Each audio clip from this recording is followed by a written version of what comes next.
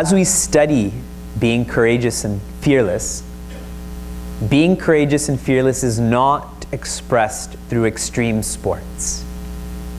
People who go skydiving and spelunking and bungee jumping, they like to claim, like, look at how fearless I am. People push you out of the plane. What did you have to do with it? And that's highly temporary. A much greater appreciation for courage and fearlessness is looking after a family, is creating employment for others, is being engaged in seva without taking matters personally. That is a much higher level and reality of courage and fearlessness. And we have to let go of those temporary notions, or we think we have it when we actually don't have it. Reflection saves our lives and makes our lives. Reflection saves and makes. And an example of that is, many people get lost with regrets of the past and worries of the future. Should we do a survey about how many people have regrets and worries? Regrets of the past. The only reason that one should ever go into the past, ever. Number one, to reflect on what you've done well, to keep doing it well. Number two, to reflect on what was not done well, to change. But when we think of what we've done well, we get lost in that. I used to be so popular in high school. Everyone liked me, and now nobody likes me. I think I'm going to just keep living back then. Or regrets.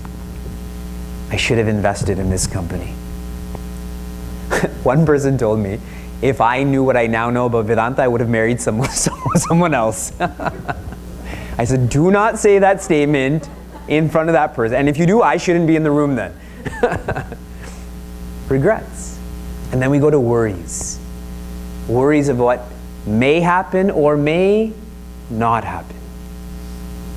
But someone who reflects, they only go into the past to learn from it, they only go into the future to plan, and the rest of the time they're pushing that experience to the present.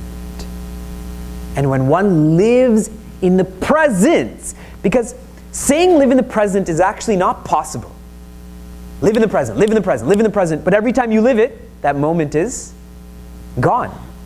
It's not living in the present, it's living in the presence of the infinite, of the divine. And when I live in that presence, there is no fear. You ask an infant of how, if they can communicate it, when they're afraid, it's because their parents are out of line of sight.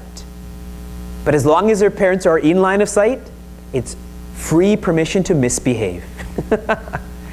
But as soon as they leave that line of sight, they're just a different being then. They're much more timid and apprehensive because the presence of their parent allows them to be mischievous, allows them to be free. Reflection brings us to that presence.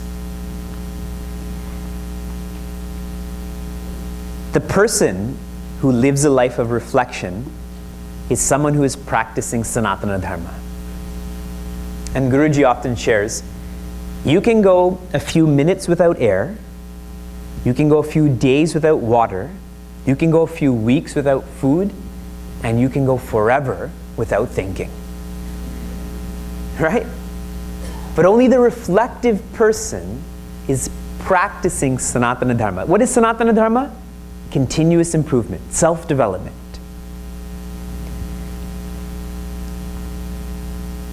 We have taken up failure as the symptoms, we've taken up thoughts as the source, we've taken up virtues as the solution, and now we will focus on resolutions. How do I start this tomorrow evening? Tomorrow evening, I'll be on a plane to somewhere. I don't even know where I'm going. So tomorrow evening, I'm passing the ball to you. What are you going to do with the ball? Are you going to Throw it away? Are you going to pass it? Resolutions. And I'll give you an acronym on how to take up this resolution. Because we remember acronyms. Because only if you remember can you practice. If you don't remember, you can't practice. So we start with V. V is visualize. Whenever you're facing fear and you are not ready to run and you want to rise, visualize. Now, what should you visualize? Let's take what Lord Krishna offered to Prince Arjuna, what he encouraged him to visualize when he was fallen. He encouraged Prince Arjuna to visualize what his nature is, and his nature is infinity. Arjuna, you're not born, which means you can't die, which means you are ever present. Visualize your nature being infinite. And when we visualize that, we come to appreciate that all of the projections that we have in our minds cannot hurt us. Can a hologram ever hurt the foundation? Visualize that you're the foundation and not the hologram. Visualize being existence. Anything that exists comes into existence, goes away from existence. It exists, it doesn't exist, but nothing can happen to existence. Your nature is Sat. Your names come, your forms come, but you are infinite. And that's why Swami Vivekananda, Puja Swami Vivekananda said, you are sons and daughters of rishis. Why do you make yourselves small? When you go to the mandir, they ask you, what's your gotra, correct? What is your lineage? We say Kapila Muni, Vasishta, Vishwamitra, etc. Now most people don't know their gotra. I don't know my gotra. So I think about who changed my life the most. So I tell that pujari, Chinmaya is my gotra. And they don't like to hear that. So then I lean closer to them and I say, God is my gotra. Then they back off. Okay, wait, we won't ask you anymore. But really, that's my gotra and your gotra too. We are sons and daughters of Bhagwan. So if Bhagwan cannot be harmed, how in the world is Bhagwan going to let me be harmed? Visualize your nature. Visualize your lineage. Then Lord Krishna says to Arjuna, I know you can't really appreciate that, so I'm going to come down one level. Arjuna, everything is changing. And when everything is changing, what should you do amongst such change? You should try your best. That's it. You visualize that everything is changing, all I can do is my best. But then Arjuna says, fine, I can try to be a better person, but what if I die? There's millions of people in front of me, millions of people behind me. Even accidentally someone can kill me. And Lord Krishna says, no worries. You try your best. And wherever you end, in your next lifetime, that's where you pick up. So as everything is changing, visualize, if I try my best, then that's me coming to that level of courage. What other choice is there but to do your best? And at a metaphysical level, however far you get to enlightenment in this lifetime, you will pick up in the next lifetime. And you know what's rough about this message? Many times when we're asked, okay, so are you working towards enlightenment? Why? There's another lifetime. If I don't do it now, I'll wait for the next lifetime. Reincarnation is problematic in that way. We keep delaying.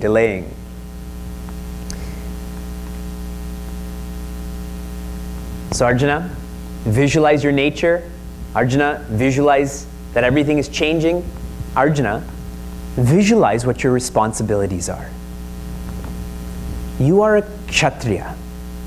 You think if you leave this battlefield, what will happen to the Pandavas? If the best player on a team decides to walk off, what happens to the morale of everyone else on the team? It starts to fall. Those Kauravas are going to crush the Pandavas, and then who are they going after? Women and children. And then who are they going after? They're going to hunt you down too. It is your responsibility to take on whatever you are fearing. And when we treat it as our responsibility, the best in us comes out. Is raising your children an option? Do you wake up every morning and say, today I'm going to choose to look after my children? Right? Do you spin a roulette wheel or flip a coin? Yes, today's tails. I don't have to do anything. You visualize this is your responsibility. And in your responsibility, you do not let fear interfere. Visualize that this is your responsibility, but it's not you are not the sole person responsible for what happens in your life. And a lot of people bring in a lot of fear into their lives because they believe that they're solely responsible for what happens to them. That's not the case. In my family, my older sister and my younger sister, we have the same parents, we went to the same elementary school, we went to the same high school. My younger sister and I went to the same business school too. We've done everything the same. My older sister is anti-Vedanta. Like we have debates about this. My younger sister is convenient Vedanta. If it's within 15 minutes, I will come. If it's 16 minutes away, what Vedanta? And for me, I'm pro-Vedanta, if I can label it that. So should my parents think, oh, I have one son like this, I have one daughter like this, one daughter like this? No. They were part of our upbringing, but our blueprint, we call vasanas, we call past lives, nurture plays a small role, nature plays a much grander role. And when I can appreciate that, successes and failures, I do not attribute to myself as much, there's not as much fear. All of the people on the ground were given a rad today, different than the rad you were given. Their rad was, until tomorrow they can't use the pronoun I. They cannot say, I did this, I think this, I eat this, I like you, I dislike you. Because it makes them much more mindful of how we're very possessive, egocentric. That's why they've all become quiet. They don't know what to say or how to speak anymore. And this is so emphasized in our traditions. And I shared this at the Understanding Marriage Retreat. In Kerala, there's a mandir called Guruvayur. And there you have baby Krishna in the altar. And there's a big platform, almost like this, and imagine Bhagwan's back there. And I also shared this in Frederick many years ago for those who studied this. And when a child is 4 months old, the parents take them to the ashram or mandir for the first time. And they show the child Bhagwan. And the message to the child is, subconsciously, this is your parent. Your purpose in life is to find your parent. And then after some time, the parents leave that infant on the platform and turn around and walk away. And then someone who's watching all of this picks up that infant and gives you your infant back. It's not an exchange program. You get what you came in is what you get. Last in, last out. Not first in, first out. But the message to the parents are, this is not your child, is it? This is Bhagwan's gift to you. So what should you do? You should visualize doing your best without the possessiveness, because with possessiveness comes fear. Afraid to lose. Afraid to not do a good job. But you have some responsibility, but you do not have the sole responsibility. You should actually visualize handing over some of that responsibility to Him, to the original parent. When we visualize our nature, when we visualize doing our best, when we visualize our responsibilities, that reflection impedes any form of fear coming into our personality. So that's highest level, long term. Now I'll come to a more relative strategy, resolution, and that is chant. Visualize is long term, mid-term is chant. Chant any mantra, any saying, any word that will replace fear, fear, fear into fearlessness or peace or life. I think the best mantra is Om Namah Shivaya. Bhagavan Shiva is afraid of nothing and no one. That's why you'll notice he took up that poison. Bhagavan Shiva took all of the cobras. He took all of the ashes from the burial ground and took it. What he symbolizes is what the world doesn't want, he accepts. Visualize Bhagavan Shiva, and all the fear that you have, you don't want it, give it to him. By chanting that, the fear thought goes away. And the technical word for japa is janma pati iti japa. That which protects us from being reborn is japa. As you think, so you develop. And today I was telling our youth, the first 3 days of our camp, we focused on the 7 most frequently asked questions in Sanatana Dharma. Idols, reincarnation, vegetarianism. Today and tomorrow we're taking up the 7 most infrequently asked questions of Sanatana Dharma. And naturally one of them that came up was about homosexuality. What is Sanatana Dharma's views on homosexuality? And I shared with them, you become what you think of in your lifetime. So typically, all of the males in the room, what were you in your last lifetime? Females. And all of the females in the room, what were you in your last lifetime? Males. Why would you have any form of sexism when you keep alternating genders? As you think, so you become. So why would I think of fear? Why not think of fearlessness? And then I invoke the same. When we know Bhagavan is the best, then we come to appreciate he knows what is best for us. Until a child becomes a teenager, they always believe their parents know what is best for them. But once they become teenagers, it's as if hormones cloud their brains into thinking now their friends know what is best for them. Isn't it? But those teenagers that stay in communication with their parents hold on that my parents still know what is best for me. When we know Bhagavan is the best, we know that he knows what is best for us. And Gurudev always said this, we do not get what we desire, we get what we deserve. He knows what is best for us. So chant. So you and we've just been called up for public speaking. Okay, imagine I just said your name. So immediately, okay, resolution. Visualize. Visualize what? I'm infinite. Even if I say nonsense, I'm still infinite. Then, after that, everything is changing. I may do a bad job today, but I may do a good job tomorrow. So everything keeps changing. What should I do? Try my best. Visualize. This is my responsibility. Vivekji called me to the front. I'm going to fulfill my responsibility. V. That didn't work, right? Option number 1 didn't work. Take door number 2, chant. So you come up here instead of speaking Om Namah Shivaya, Om Namah Shivaya, Om Namah Shivaya. That's still better than being silent, right? At least people will close their eyes, Om Namah Shivaya, Om Namah Shivaya. Chant.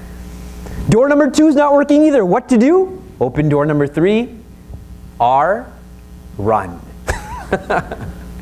Visualize, chant, run. Run here means towards what you fear. Run towards what you fear in the best way that you can, and either you'll transcend it or it'll make you stronger. In either case, you win. And Bhagavan Krishna told Arjuna, if you win the war, you enjoy the kingdom. You lose the war, you go to heaven. It's the best casino ever. The house never wins. You always win.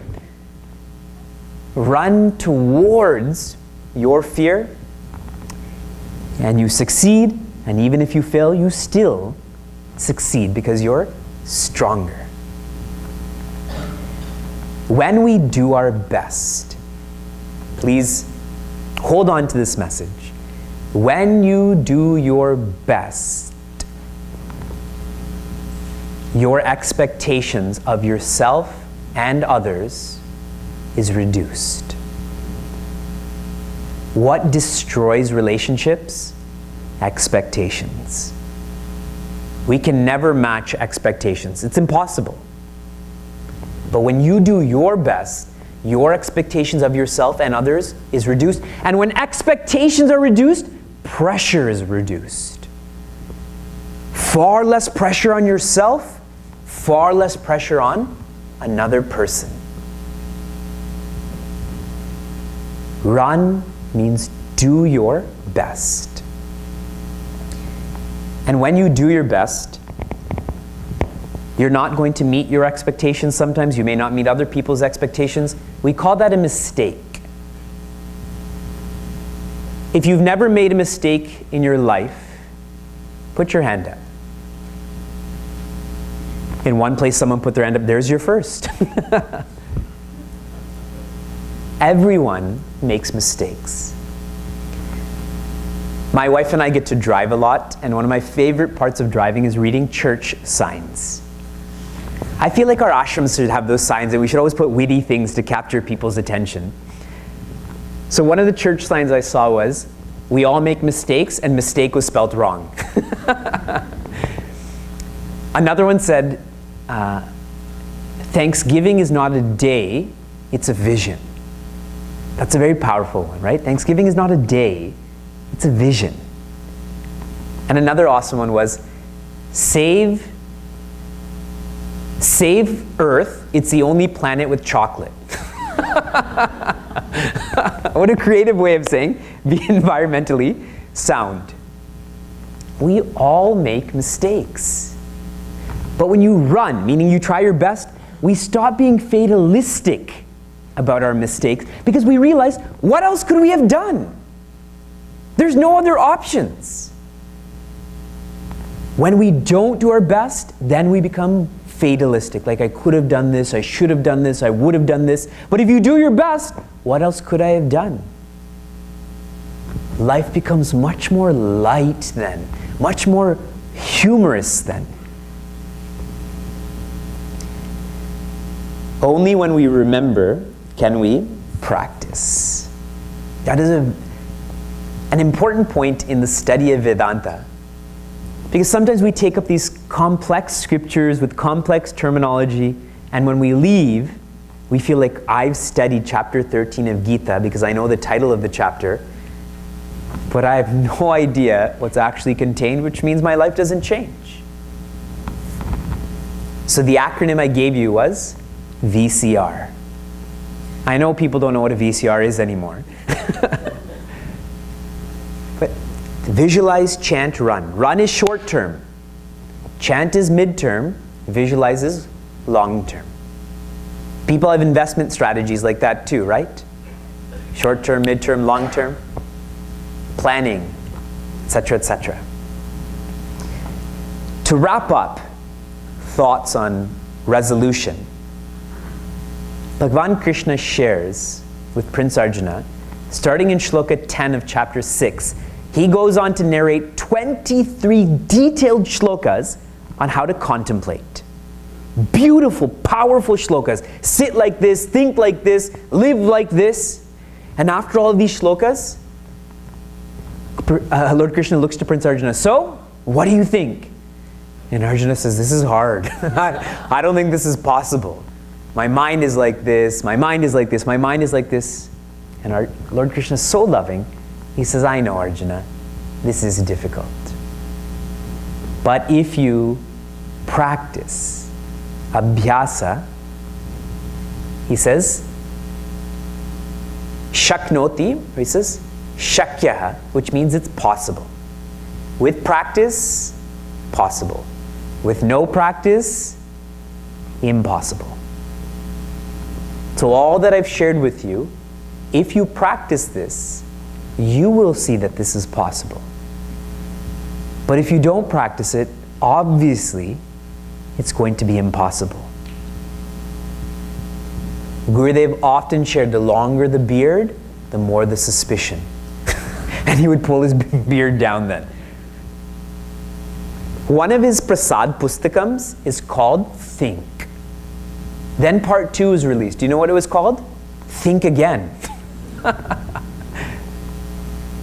When we think, change takes place.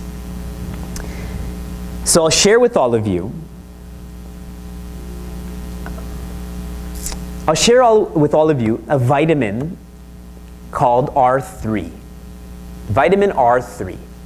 Okay? The first part of this vitamin is run. The second part of this vitamin is read. And the third part of this vitamin is research. Run, read, research. Every day, run for 30 minutes. Every day, read for 20 minutes. Every day, research for 10 minutes. Run, read, research. Too many of us are lost in execution. We do, but what are we doing? Why are we doing? No idea. We just do. Without research, there cannot be development. And that's why people have midlife crises, or whatever it's called. I found that my grandparents had their midlife crisis when they were 45. My parents when they were 40. My generation, 35. Perhaps the people sitting on the floor, 30.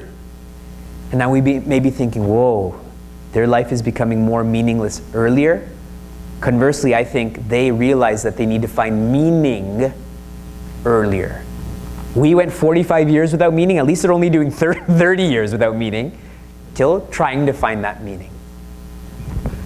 Run. Be outside. No headphones, no cell phones, no iPhones, no people. Just be in nature. In Maryland and Virginia, it never gets cold. For someone from Pennsylvania or New York, this is like California or Florida to us. You can always be outside. Run. The second heaviest country in the world, America. It used to be a competition between America and Mexico. Mexico is winning right now. Run. And now, after you run and you're sweating, go inside and read. Read something that is self-development oriented, something that's inspirational. The newspaper doesn't count. Your textbooks do not count. People magazine does not count. Stardust, is that what they call that in magazine? That definitely doesn't count. Read something that is going to lift you, going to raise you. It could be as simple as Bala Bhagavatam. If you've never read Bhagavatam before, start with Bala Bhagavatam. Hindu culture. Read that which will lift you. Then, put the book down and close your eyes. And research. What are you afraid of? Who are you? Are you happy? That's the question we escape the most. Are you happy? For anyone who read the rad I posted today, it was just an insight I got from yesterday's discourse, and the rad was, the most impractical way to live life is unhappily. The most impractical way to live life is unhappily. When we look after position and possessions and pleasure, and let go of peace. I have so much more to share, but there's just no time. I was speaking in London once, and the person who invited me, he and I were going to have dinner, and he drives a really fancy car. And we got to the mall, and I'm about to get out, and he literally held my hand and made me sit down and said, he's a little bit older than I am, slightly older. And he said, Vivekji, you've done something extraordinary. You know, you've gone to business school like us, and you've gotten married like us, and then you left it all, and now you're doing this. And as he's saying this, I cut him off and said, whoa, whoa, whoa. You're saying I'm doing something extraordinary. I think you're doing something extraordinary. You gave up happiness for this car and the work you're doing and all of that. I gave up this for happiness. I think I am the ordinary person. I think you're the extraordinary person. You found something more valuable than happiness. Isn't it? What's more valuable than happiness? Research. Close your eyes and ask yourself if you're happy. When people used to go to Ramana Maharishi, old, fragile man, if you ever get a chance, go to his ashram in Tamil Nadu. He would just wear a loincloth. For those who don't, he'd just wear underwear, okay? They don't know what a loincloth is. And he would just, like this, imagine this is like a big couch. I've been to the ashram. It literally is a big couch. And with his eyes closed, he would put his chin on his hand and just sit and be like this for hours. And then millions of people from around the world, and this is back in the day, would come to him with problems. No one comes with, oh, this is going well in my life, this is going well in my life. Problems. And occasionally, he would just move his head and look at them. Say nothing, just look at them. Not with cut eye or anything, just looking at them. And their problems would go away. And if that person's problems didn't go away, the only sentence he would say is, who are you? Again, not like who are you, it's who are you? And when someone held on to that statement, all of their problems became so petty. And they would leave peacefully. Research who you are.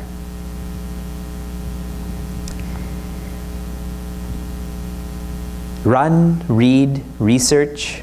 You do this for 1 hour in the morning. I promise you, your entire life will change. Promise. I'll come back next year.